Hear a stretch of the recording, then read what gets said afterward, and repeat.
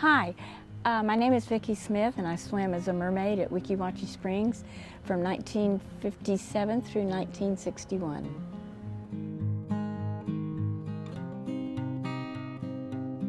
I became a Weeki Wachee Mermaid because I had friends that I grew up with that were mermaids, and they told me what fun it was and how easy it was. Found out later it wasn't that easy, but my very dear friend Jean, her name was Elsie Jean, but she was a mermaid out here, and she says, hey, come on out, it's fun.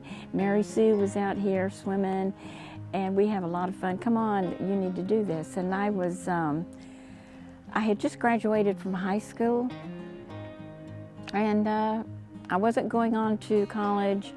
I had just gotten engaged, so I wasn't married, no children, and I didn't know of anything else to do except be a Weeki Wachee Mermaid. That was the big industry at that time in Hernando County.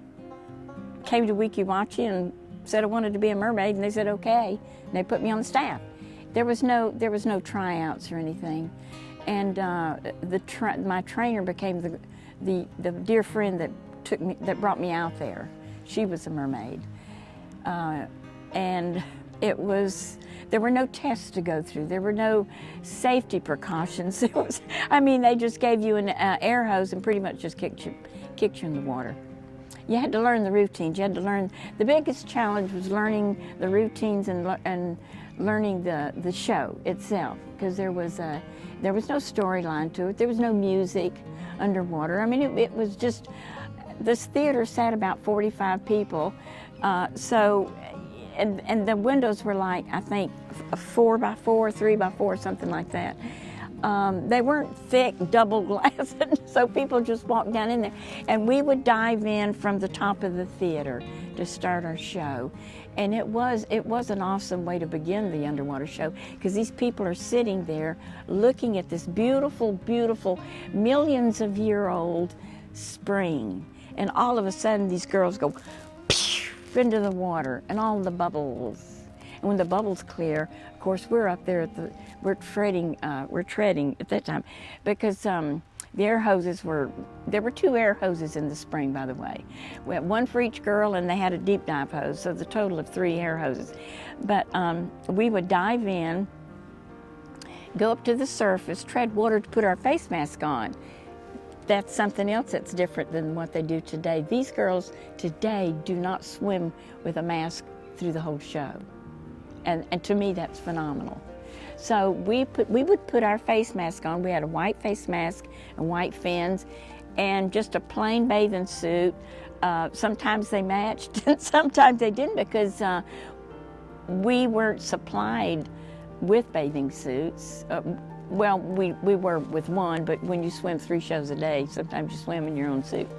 And we would decorate them with, beads or whatever we had to make them look showy. But anyway, we would put our face mask on and go underwater. We would not surface again for 30 minutes. It was just us, face mask and fins, and an air hose. There were no gimmicks, there was no sound. There was an announcer for the show. She sat in the audience with a mic. She announced the announcer announced the show. She explained what we were doing, and if we wanted to say, we couldn't really see the audience. We would have to get up very, very close to the windows. And they do the same thing today. They can see silhouettes of the audience, and the audiences are so big today. But back then, it was a very simple show, no music, and we would do ballet. We would eat a banana and drink a grapette, and we would do a deep dive down to 117 feet, where about maybe 50 feet of that was where the audience could see us. Because going down in the deep hold, you go down in a canyon, and you go outside really. But it was show business. We really didn't go that deep, but everybody thought we did. And we would stay down there, and we would, of course, not remember. There were no cues because they couldn't talk to us. I remember one time there was an eel or something in the water, and all I could do was do this to the windows, and hopefully the girls saw me and she'd start looking around. And of course they would call the show and go in and get the little creature, but we've had to stop the shows for gators, and they still do that today. Once in a while, a gator comes up into the spring. But it was so different not having that music. I remember when ABC Paramount came along and took over the show in the spring, and we started having all these fancy costumes. But the biggest, most wonderful thing for us that happened was we could hear, they put music into the spring, and we could swim and dance underwater to music, and it was awesome. And the music that they played, you know, was beautiful. Another important thing or rather one of the big differences between swimming in the 50s compared to how they swim the shows today, we never wore a mermaid tail to swim in during the show. We maybe would pose once in a while in one, but you rarely see pictures of mermaids posing in a tail. From the 50s, they're always just in a bathing suit. Even their postcards, they were just in bathing suits. So the tails didn't really become predominant in the show, and for posing and part of Weeki Wachee's persona. That didn't come along really until the 60s when ABC Paramount took over. Then they put us in tails. And that was a new learning experience, and I was there through all of it. I was there through the theater, this new $1 million theater being built. They took our little 75-seated theater and pushed it over to the side. They didn't remove it. I don't know if it was against the law or what, but they didn't remove it from the spring. And then they started putting in all these pilings, and I remember how spooky it was. See, we were still trying to do shows because we still had to bring money into the park to keep the park open, right? We would go down in front of the theater where it was and do some routines. And they brought in a glass-bottom boat from Silver Springs and parked it across the spring over towards the highway part of the spring. And we would swim under the boat, and people would be sitting in there looking down in the glass of the bottom boat, and we'd wave to them. And we could sit down there and eat a banana for them. But that's all. We couldn't do any ballet because we were only in about 6 or 8 feet of water. So anyway, it was a new experience for all of us. It was an exciting time to know that we were going to be a part of ABC, and everything changed, everything. One of the most memorable memories that I have when ABC Paramount took over and we were learning new shows was when we were in. They put a great big conch shell over our little dome. The dome is still in the water today, but they had a big conch shell over it, and there were 3 or 4 or 5 of us in there, and they turned on the music, and it was the first time I ever performed, and I get goosebumps thinking about it now. That was the first time that any of us had performed as a group in sync to the beat to a song underwater. And it was, I remember, Belle of the Ball, that was what we, I can't remember the name of the song to it, but that was what we did to it. We called it Belle of the Ball. And when it came time for my turn to shoot out and perform, oh gosh, and I heard the music, and the music was building in a crescendo because it was going to the end of the song, and I went faster and faster and faster and faster, and I boom, hit my swan just at the last beat, and you could hear them clapping in the new theater and yelling, and because it was beautifully done. All of us were on cue and on time with music, and it was the first time they'd ever seen us do it. Mr. Finsky was awed. It was wonderful. And after that, we didn't mind putting on all these costumes and performing to music because it was fun after that. Anytime any celebrities came to Weeki Wachee, and there were quite a few of them that came after ABC took over the park. But it was always fun having them there because there was always a lot more publicity and photographers hanging around. One of the most celebrated movie stars, in fact, he was the most celebrated movie star at that time and still is, in my heart especially, was Elvis Presley. Elvis Presley. We knew he was coming, and he was extremely famous at that time. He wasn't just starting out, he was famous at that time when he came to the spring. And I don't remember why he came. Oh, I do. He was in a movie that was being made at Crystal River, and they brought him up to Weeki for the day to meet his fans. And fans, they came.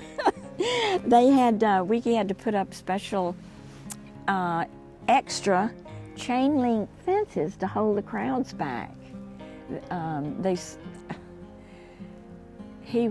just remember him being very soft-spoken, and as a person, meeting him as one-on-one, he was just a very total gentleman, very soft-spoken, and very respectful of your space. I swam for Elvis in a show, and there were other girls that swam also, and I can't remember at this time. When the pictures were being made, we were wet. We were in the hot shower and getting dressed. So I didn't get my picture made with him, but a lot of the girls did. But he was quiet. He wasn't, he didn't. It wasn't all about Elvis when Elvis was with you. It was about you.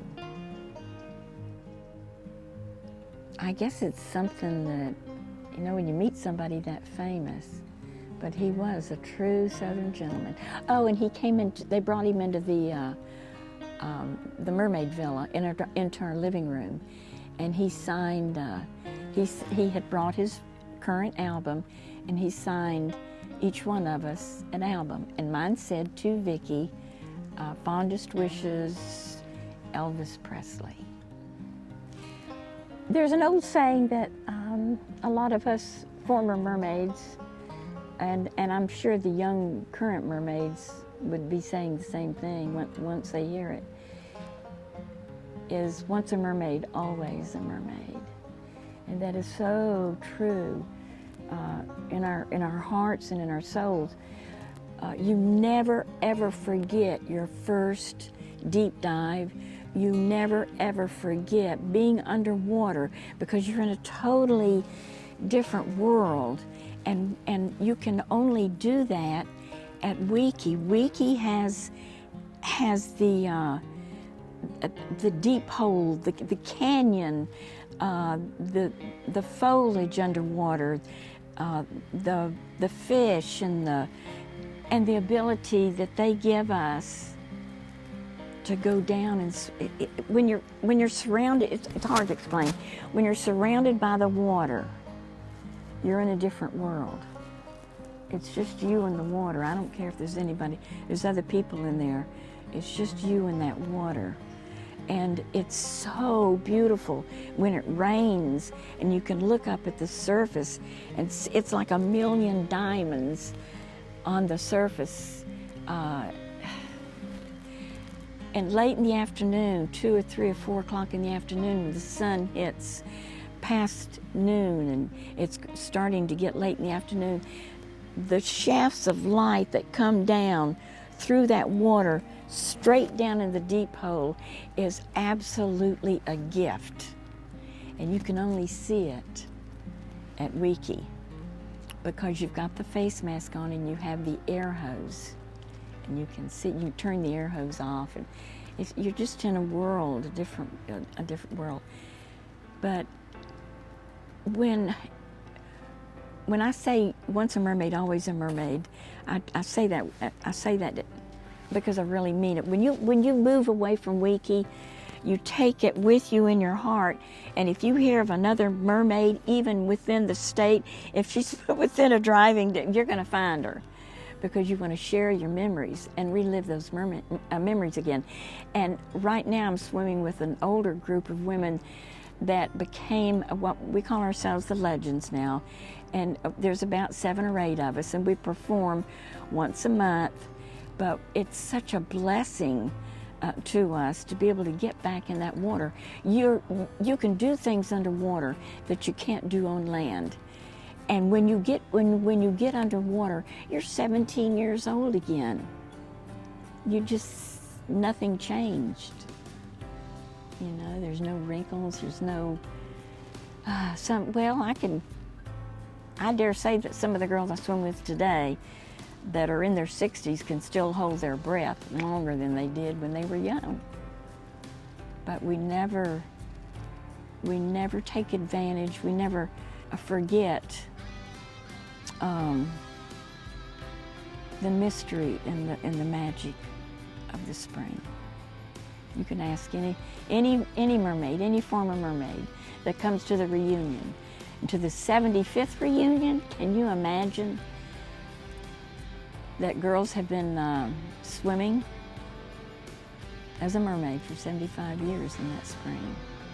I don't know of any other attraction or any other water hole in the world can say that. And all of a sudden, we're going to be celebrating the 75th anniversary of this magical place. And it's hard, it's just hard to put into words what it means. I never thought when I was 17 years old and I dove in that water for the first time that I would discover all the mysteries and the magic of the spring, because it's there, it really is. And the women that come back to the spring, they hold that magic. They know it's there.